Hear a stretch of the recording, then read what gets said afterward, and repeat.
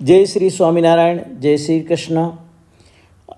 હમણાં એક વ્યક્તિએ મને પૂછ્યું કે સ્વામિનારાયણ સંપ્રદાય ભગવદ્ ગીતા સાથે કેટલો રિલેટેડ છે. એટલે મેં એને કહ્યું કે સ્વામિનારાયણ સંપ્રદાય ભગવદ્ ગીતા સાથે 100% રિલેટેડ છે.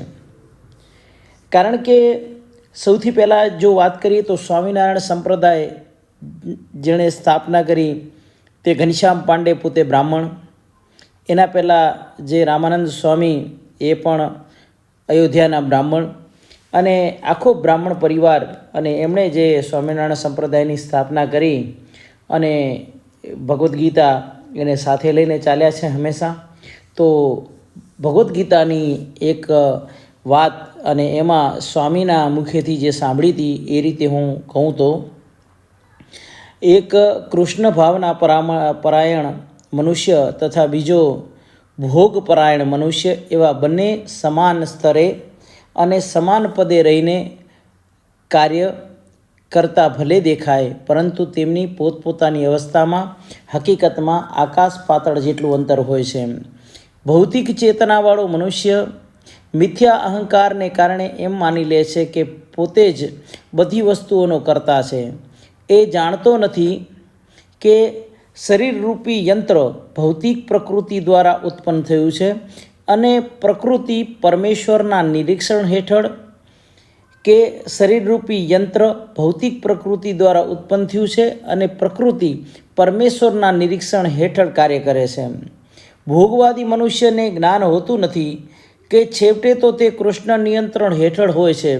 મિથ્યા અહંકારને વશ થયેલો મનુષ્ય દરેક કાર્ય સ્વતંત્ર રીતે કરીને તેનું શ્રેય પોતે લેવાની ઈચ્છા ધરાવે છે, અને તેના અજ્ઞાનનું આ જ લક્ષણ છે. પૂર્ણ પુરુષોત્તમ પરમેશ્વરની આજ્ઞા અનુસાર તેના આ સ્થૂળ તથા સૂક્ષ્મ શરીરની રચના પ્રકૃતિ દ્વારા થઈ છે એનું તેને ભાન નથી, અને તેથી તેના સર્વ શારીરિક અને માનસિક કાર્ય કૃષ્ણ ભક્તિમાં રહી કૃષ્ણ પ્રીતિઅર્થે કરવા જોઈએ તે પણ તે જાણતો નથી. અજ્ઞાની મનુષ્ય ભૂલી જાય છે કે પૂર્ણ પુરુષોત્તમ પરમેશ્વર ઋષિકેશ તરીકે પ્રસિદ્ધ છે, અર્થાત તેઓ ભૌતિક શરીરની ઇન્દ્રિયોના સ્વામી છે. અને અજ્ઞાની મનુષ્ય ઇન્દ્રિય તૃપ્તિ અર્થે ઇન્દ્રિયોનો સદા દુરુપયોગ કરતો હોવાથી મિથ્યા અહંકારના વસ્તુતઃ મોહગ્રસ્ત રહે છે, અને જેને લીધે તે કૃષ્ણ સાધના અને કૃષ્ણ સાથેના પોતાના સનાતન સંબંધને ભૂલી જાય છે.